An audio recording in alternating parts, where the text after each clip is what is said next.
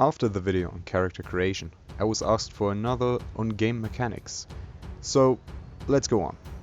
This one isn't exactly on game mechanics themselves, but on a brilliant tool for underprepared GMs found on page 239 and the following, of the most recent edition this time, Beta 3.0. I basically intend to take you through the whole process behind a single mission.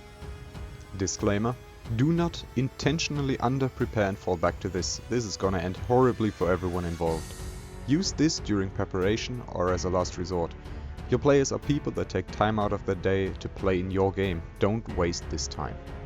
As stated, I am going to cover actual in-game and combat mechanics at a later point. This time we'll showcase the framework, way towards a combat scenario, and especially my gratitude for these tools to even exist. As a side note, if you're strictly a player and will never GM, you might want to skip this video. Players don't need to look behind the curtain. I'll make sure you won't miss out on important information in later videos. Without further ado, let's dive in feet first. Step 0. Foundations. Before we can get into making the mission, we obviously have to put on some parameters. The Unity Defense Force, thereby the Army Soldier Squad which Steve belongs to, don't usually go on offensive missions, so anything of that sort should be either some counter-offensive or completely neglected. Since we're barely at the beginning of the Unity Covenant War, anything flood related would be out of place unless the idea is to kill off the party or have them vanish for several years at least. Just FYI, first Covenant contact was on Harvest 2525. Halo CE's first flood encounter played in 2552. Things like that should be considered for consistency's sake and simply adjusted to the next best or the next most interesting thing. Step 1. Mission type. First we determine the mission type and subtype. For the type, I want them to go on a defense mission for multiple reasons. Mainly they are part of the defense force and they are fighting what can best be described as terrorist guerrilla forces. They are usually few in numbers, but a step or two ahead and hard to predict. The subtype doesn't matter much, and considering we're out of ideas, otherwise we wouldn't be going through this, let's get rolling. With the outcome being a 4, the book suggests a fortification. We can work with that. Let's say we got a terrorist cell attacking a position of strategic and emotional importance, but somehow only got hints and Steve's squad is sent to defend the position. Said position is a hospital. Really the first thing I was able to come up with.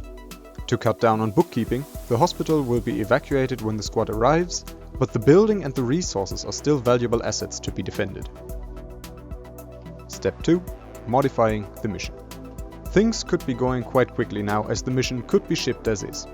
But I wouldn't be myself if I didn't want some twist in my encounters.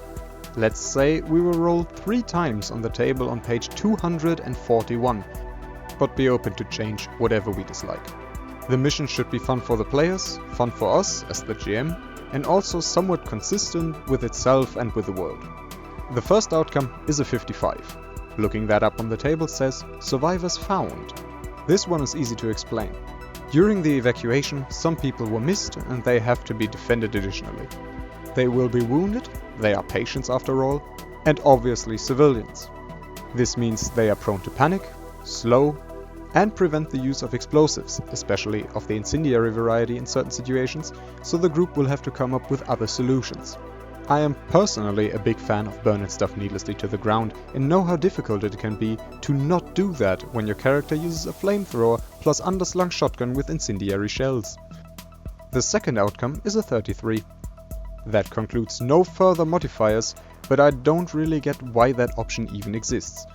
You wouldn't roll on the table if you didn't want a definite answer. But I planned for this, it's the whole reason I wanted to roll 3 times.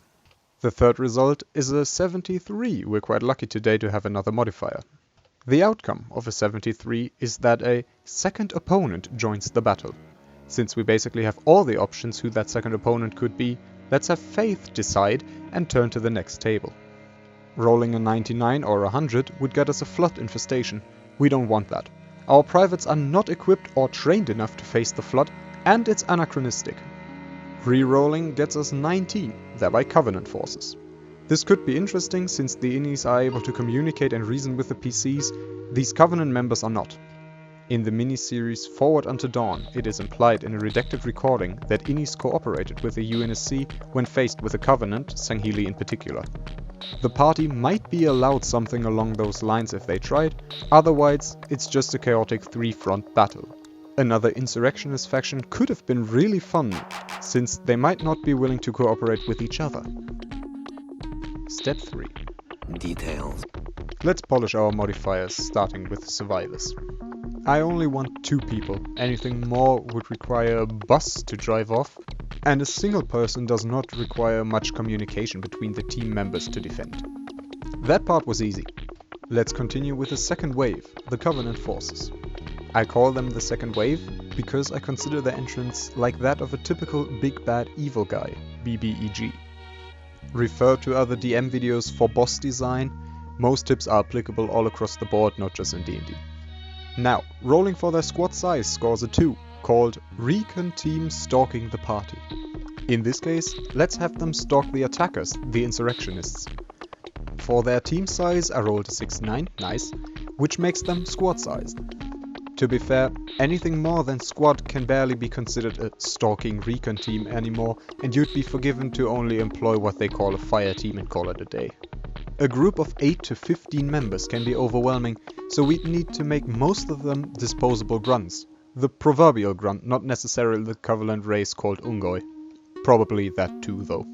Last thing to do is to set the exact opponents. Now, if you had to use this due to low-level preparation, all of the Innis are point men using the M4A assault rifle, the Covenant squad are 10 grunts, another is a Sangheili miner as the leader, and you're done. But we have to overthink anything and everything here, that's just what we do. The Innis have to look like the main antagonists, otherwise they'll be greatly overshadowed by the arrival of aliens. And because they can communicate with the party technically, unless they're a bunch of murder hobos, you need to prepare names. I've prepared a fire team of 4 people quickly, using the NPC bestiary starting at page 245 and a name generator I found online. Their leader is Sergeant Julian Baroy.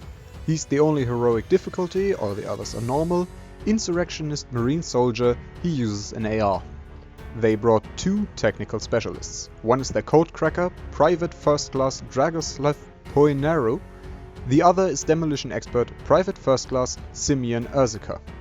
Both use SMGs for the expected close quarters and due to the weapons and ammunition's low weight. Specialists usually carry a lot of equipment.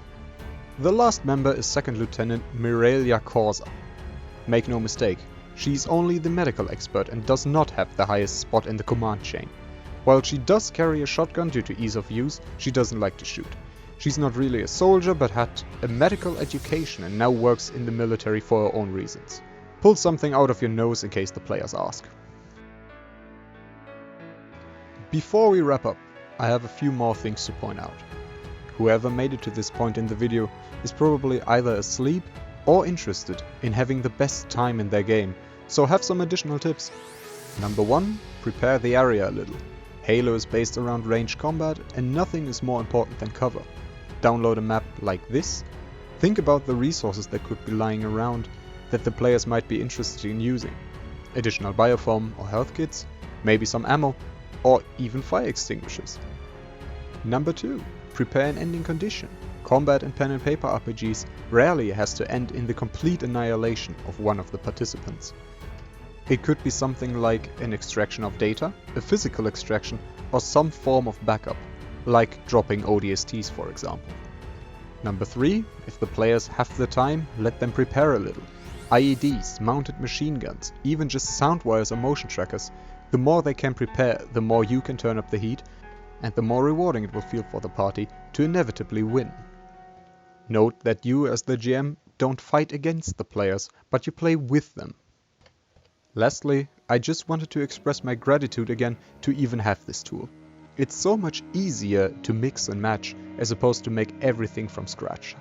There should never be the need to reinvent the wheel. And that's basically it. We have the reason, the setting, all involved parties, and even a twist. Everything else is up to your narration, and that's not something I can realistically help you with. If you struggle with that, I advise other channels like the DM Layer or WebDM, both most likely linked below, and simply learning by doing. Now, your party members are waiting to rendezvous. Dismissed.